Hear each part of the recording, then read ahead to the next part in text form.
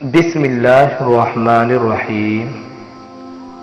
وہ وقت جب ایک عابد شخص کو فاحشہ عورت سے عشق ہو گیا اور پھر سچی توبہ کی، ایسی کہانی کہ آپ کا ایمان بھی تازہ ہو جائے گا۔ ایک مرتبہ ایک عابد شخص کی اس عورت پر اچانک نظر پڑ گئی۔ اتنی حسین و جمیل عورت کو دیکھ کر وہ عابد اس کے عشق میں مبتلا ہو گیا اور اس نے ارادہ کیا کہ میں اس حسین و جمیل عورت کو ضرور حاصل کروں گا۔ جب اسے معلوم ہوا کہ 100 دینار دیے بغیر میری یہ حسرت پوری نہیں ہو سکتی، تو اس نے مطلوبہ رقم حاصل کرنے کے لیے دن رات مزدوری کرنا شروع کی۔ کافی تنگ ہونے کے بعد جب 100 دینار جمع ہو گئے تو وہ اس بدکار عورت کے پاس پہنچا اور کہا، اے حسن و جمال کی پیکر، میں نے مزدوری کر کے 100 دینار جمع کر لیے ہیں اور وہ لے کر میں تیرے پاس آیا ہوں۔ یہ سن کر اس فاحشہ عورت نے کہا، اندر آ جاؤ۔ جب وہ عابد شخص کمرے میں داخل ہوا تو دیکھا کہ وہ حسین و جمیل عورت سونے کے تخت پر بیٹھی ہے۔ اس نے عابد سے کہا، میرے قریب آؤ، میں حاضر ہوں۔ وہ عابد بےتاب ہو کر اس کی طرف بڑھا اور اس کے قریب تخت پر جا بیٹھا۔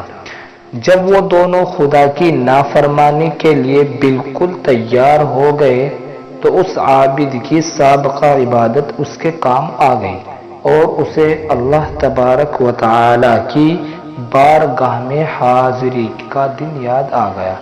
بس یہ خیال آنا تھا کہ اس کے جسم پر کپ کپی طاری ہو گئی، اس کے گناہ کی خواہش ختم ہو گئی اور اسے اپنے اس فعل پر بہت شرمندہ ہونا پڑا۔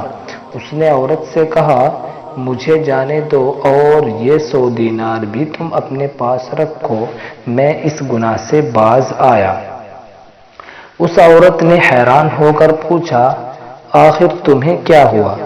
تم تو کہہ رہے تھے کہ میرا قرب حاصل کرنے کے لیے تم نے بہت جد و جہد کی، اب جب تم کہ میرے قریب ہو اور میں نے اپنے آپ کو تمہارے حوالے کر دیا ہے تو اب تم مجھ سے دور بھاگ رہے ہو۔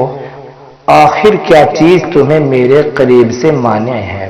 یہ سن کر اس عابد نے کہا، مجھے اپنے رب سے ڈر لگ رہا ہے اور اس کا خوف تیری طرف مائل نہیں ہونے دے رہا۔ مجھے اس دن کا خوف دامن گیر ہے جب میں اپنے پروردگار کی بارگاہ میں حاضر ہوں گا۔ اگر میں نے یہ گناہ کر لیا تو کل بروز قیامت رب تعالی کی ناراضگی کا سامنا کس طرح کر سکوں گا؟ لہذا اب میرا دل تجھ سے خفا ہو رہا ہے، مجھے یہاں سے جانے دو۔ عابد کی یہ باتیں سن کر فاحشہ عورت بہت حیران ہوئی اور کہنے لگی، اگر تم اپنی اس گفتگو میں سچے ہو تو میں بھی پختہ ارادہ کرتی ہوں کہ تمہارے علاوہ کوئی اور میرا شوہر ہرگز نہیں بن سکتا، میں تم سے ہی شادی کروں گی۔ عابد کہنے لگا، تم مجھے چھوڑ دو، مجھے بہت گھبراہٹ ہو رہی ہے۔ عورت نے کہا، اگر تم مجھ سے شادی کر لو تو میں تمہیں چھوڑ دیتی ہوں۔ عابد نے کہا، جب تک میں یہاں سے چلا نہ جاؤں اس وقت تک میں شادی کے لیے تیار نہیں۔ عورت نے کہا، اچھا ابھی تو چلے جاؤ، لیکن میں تمہارے پاس آؤں گی اور تم ہی سے شادی کروں گی۔